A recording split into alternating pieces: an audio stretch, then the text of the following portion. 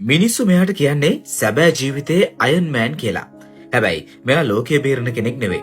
මෙයාගේ පූර්ණ කාලීන රක්ෂාව තමයි සාමාන්‍ය ගෙදර දොරේ පාවිච්චි කරන ස්ත්‍රිකයක් අරගෙන ප්‍රතිචක්‍රීකරණය කරපු රෙදි කැබලි එකතු කරලා ඇස් අදහා ගන්න බැරි තරම් පුදුමාකාර ත්‍රිමාන සිතුවම් නිර්මාණය කරන එක. බෙන්ජමින් සාමාන්‍ය පින්සල් හෝ තීන්ත භාවිතා කරන්න සම්පූර්ණයෙන්ම ප්‍රතික්ෂේප කරන කලාකරුවෙක්. ඔහු මේ සඳහා භාවිතා කරන්නේ ටියුල් කියන විනිවිද පෙනෙන දැල් රෙදි වර්ගය. රෙදි එකමත එක නමන සහ ස්ත්‍රික්කෙන් තද කරන මේ ක්‍රියාවලිය ඔහුට හරියට ගැඹුරු භාවනාවක් වගේ. පැය ගණනාවක් තිස්සේ මේ පාළු රෙදි ගොඩවල් ඊටමත් සියුම් ලෙස නමමින් රත් කරමින් ඔහු සිදු කරන මේ විස්මිත නිර්මාණකරණය නිසා අවසානයේදී පුදුමාකාර පැහැදිලි බවකින් යොත් ඊටමත් සවිස්තරාත්මක මිනිස් මුහුණු මේ රෙදි අතරින් ඉබේම මතුවෙන්න පටන් ගන්නවා.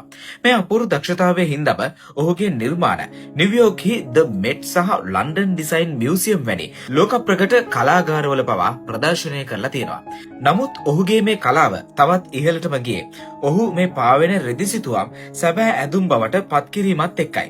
උසස් විලාසිතා දැක්මවල් වල නිරූපිකාවන් මේ අපූර්ව ඇඳුම් ඇඳගෙන යනකොට එහි ඇති විස්මිත පෙනුම නිසා ඔහුට ජාත්‍යන්තරව අති දැවැන්ත ප්‍රසිද්ධියක් සහ ගෞරවයක් ලැබුණා. මේ නිසාම ලෝක ප්‍රකට මේසන් මගීලා විලාසිතා සන්නාමය සහ කොකාකෝලා වගේ දැවැන්ත සමාගම් පවා තමන්ගේ විශේෂ ව්‍යාපෘති සඳහා බෙන්ජමින් එක්ක අත්වැල් බැඳගෙන තියෙනවා. ඉතින් මිත්‍රවරුනි, හිස් රෙදි ගොඩකින් ස්ත්‍රික්කයක් පාවිච්චි කරලා මේ වගේ විස්මිත ආශ්චර්යයක් බවන සැබෑ ජීවිතේ මේ අයන් මෑන්ගේ අපූර්ව ස්ත්‍රික්ක කලාව ගැන ඔයා මොකද හිතන්නේ?